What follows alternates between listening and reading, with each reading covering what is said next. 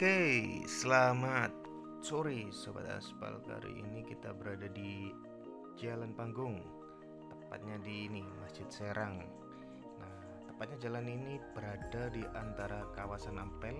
Kalau ke kanan ya, kalau ke kiri nanti kita tembusnya ke Kembang Jepun. Nih, kita lihat rumah warna-warni. Rumah warna-warni ini baru dicat dari Pemkot Surabaya. Sebenarnya rumah ini ya seperti bangunan kolonial Belanda di masa lampau. Ini adalah rumah niaga, jadi seperti sekarang tuh ruko. Nah, di belakangnya rumah-rumah ini adalah sungai besar Kalimas, yaitu sungai yang menjadi pusat perniagaan di area kolonial, atau sebelum kolonial ada area era-era Majapahit.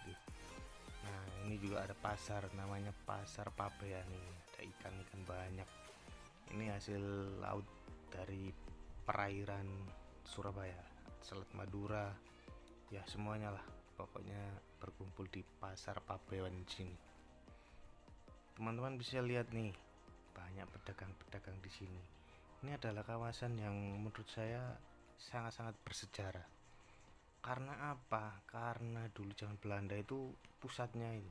Nih, ini kan banyak ya.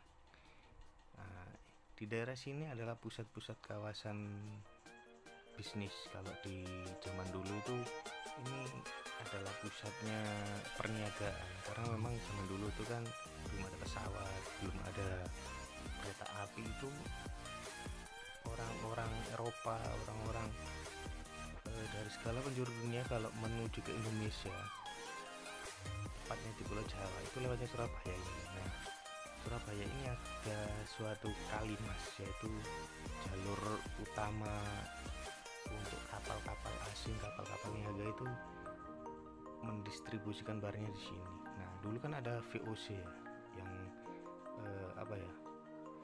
yang menjadi pusat utama perdagangan. Jadi Belanda itu dulu kan pengimpor rempah-rempah dan lain-lain dari Nusantara kita itu, sama Belanda itu dibuatkan perusahaan, yaitu perusahaan VOC. Itu salah satu perusahaan terkaya di dunia itu waktu zaman dulu. Nah, itu pusatnya di sini. Ini ada banyak sekali ya bangunan-bangunan warna-warni itu sebenarnya jadul. Ini adalah bangunan-bangunan ruko-rukonya VOC ini. Nih, bisa dilihat ya. Dari dulu itu di sini tuh banyak banget. Di sini makanya dari Eropa sampai Arab, pedagang India itu di sini semua. Dagangnya apa ya? Dagangnya itu ya semacam kayak rempah-rempah, terus kain, sutra dan lain-lain itu di sini semua. Nih, kita lihat ya. Bangunannya asik nih. Habis dicat jadi warna-warni. Nah, belakangnya ini ada Sungai Kalimas. Namanya Kalimas karena memang pusat kali atau pusat kapal masuk itu di sini, yang nanti tembus ke pelabuhan Tanjung Perak. Di sini ada Kalimas, makanya namanya Kalimas, kali emas. Jadi seperti jalan tol yang ada di sekarang ini. Cuman dulu itu kan lewatnya kapal itu kan kali, sungai. Jadi dari laut itu menuju ke daratan atau Pulau Jawa itu melalui ini Kalimas nih, lihat. Woi, ruko-rukonya masih bagus. Ini ada yang kosong, ini banyak yang kosong sebenarnya teman-teman. Jadi ruko-ruko ini juga sudah banyak yang kosong, nggak ada penghuninya. Tapi ada sebagian yang ada penghuninya. Nah, sama Pemkot ini dicat, Pemkot Surabaya ini dicat warna-warni. Bagi kalian yang penggemar klasik, penggemar heritage, bisa kalian lihat sini. Nah, ini juga tembusnya ke daerah Jembatan Merah. Ini kalau ke kanan itu Jembatan Merah, cuman nggak bisa, ada rambu polisinya, itu harus putar balik di balik gedung itu. Nah, balik gedung itu gedung surat, itu kayak gedung surat kabar itu di situ. Nih, lihat tuh Jembatan Merah. Ini ketutupan truk ini ya. Nah, kalau mau ke sana itu muter sini, belakangnya gedung ini surat kabar nih. Kalau nggak salah ini sekarang ada salah satu kantor surat kabar terkenal di Surabaya ini dibuat kantornya. Nih, surat kabar ini juga waktu zaman dulu ini juga gedung-gedung ini adalah gedung VOC, gedung kolonial. Nah, di Jembatan Merah ini, nah itu lihat, ini juga ada peristiwa bersejarah ya, di mana Surabaya dinobatkan sebagai kota pahlawan. Nah, kota pahlawan itu karena apa? Karena memang di sini tuh banyak darah-darah pemudi, pejuang Indonesia yang tidak rela kalau negara Indonesia kembali dijajah oleh tentara kolonial. Nah, nih jalan panggungnya tadi. Oke.